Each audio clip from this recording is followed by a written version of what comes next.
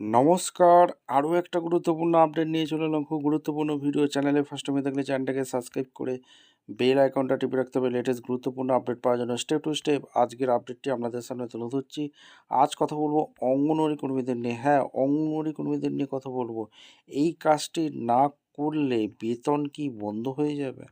কি আপডেট উঠে আসছে, কি কাজ করতে বলছে, অফিসিয়াল একটা অর্ডার জারি করেছে, সমস্ত কিছু বলে দেবো। চ্যানেলে ফার্স্ট টাইম হয়ে থাকলে চ্যানেলটাকে সাবস্ক্রাইব করে বেল আইকনটা টিপে রাখতে হবে লেটেস্ট গুরুত্বপূর্ণ আপডেট পাওয়ার জন্য। স্টেপ টু স্টেপ আজকের আপডেটটি আপনাদের সামনে তুলে ধরছি। আজ কথা বলবো অল ইন্ডিয়া আইসিডিএস নিউজ দেবো। এই চিঠিতে যেটা বলা হয়েছে উত্তরপ্রদেশে, ঠিক আছে, এটা উত্তরপ্রদেশের একটা নির্দেশ দেওয়া হয়েছে অঙ্গনওয়াড়ি কর্মীদের, সেটাই আপনাদের সামনে তুলে ধরবো। অল ইন্ডিয়া আইসিডিএস নিউজ দিচ্ছে আজকে। বালিয়ানখেরি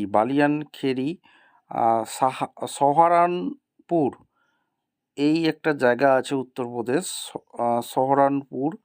এর শিশু বিকাশ প্রকল্পে আধিকারিকের পক্ষ থেকে সমস্ত মুখ্য প্রধান সেবিকা এবং অঙ্গনওয়াড়ি কর্মীদের জন্য একটি গুরুত্বপূর্ণ নির্দেশিকা জারি করেছে। চিঠির মূল বিষয়বস্তুগুলো আপনাদের সামনে এক এক করে রাখছি। মূল সমস্যা বিষয়গুলি চিঠিতে বলা হয়েছে। লক্ষ্য করা গেছে যে অনেক অঙ্গনওয়াড়ি কর্মী নিয়মিতভাবে আয়োজিত সেক্টর মিটিং বা বৈঠকে সেক্টর মিটিং উপস্থিত থাকছেন না, ঠিক আছে। এর ফলে বিভাগীয় কাজ পর্যালোচনা, মানব সম্পদ উন্নয়ন প্রশিক্ষণ এবং বিভিন্ন সরকারি প্রকল্পের অগ্রগতির বাধা সৃষ্টি হচ্ছে। অঙ্গনওয়াড়ি কর্মীদের জন্য এই বৈঠকগুলিতে উপস্থিত থাকা কিন্তু বাধ্যতামূলক এবং অত্যন্ত জরুরি। এই কাজটি করতে বলা হয়েছে। প্রধান নির্দেশগুলো যেটা দিয়েছে সেটাই আমাদের বাংলায় তুলে ধরছি। অনুমোদিত উপস্থিতি, চিঠির আদেশ জারির তারিখ থেকে প্রত্যেক অঙ্গনওয়াড়ি কর্মীকে প্রতি মাসে আয়োজিত সেক্টর মিটিংগুলোকে মধ্যে অত্যন্ত একটিতে অবশ্যই উপস্থিত থাকতে হবে। অর্থাৎ মাসে মোটামুটি একটি মিটিংয়ে অবশ্যই আমাদের থাকতে বলছে। সেক্টর মিটিংগুলো যেগুলো হয় এটা বলছে। আর মানদণ্ড বেতন বন্ধের হুঁশিয়ারি বলেছে। যদি কোনো কর্মী কোনো মাসে একটিও বৈঠকে উপস্থিত না থাকেন, তার অনুপস্থিতির সঠিক কারণ দর্শাতে না পারেন, তবে সক্ষম কর্মকর্তার আদেশ না পাওয়া পর্যন্ত সেই মাসের সাম্মানী বেতন স্থগিত রাখা হবে। সঠিক স্পষ্টীকরণ এবং নথিপত্র পরীক্ষার পরেই বেতন দেওয়া হবে।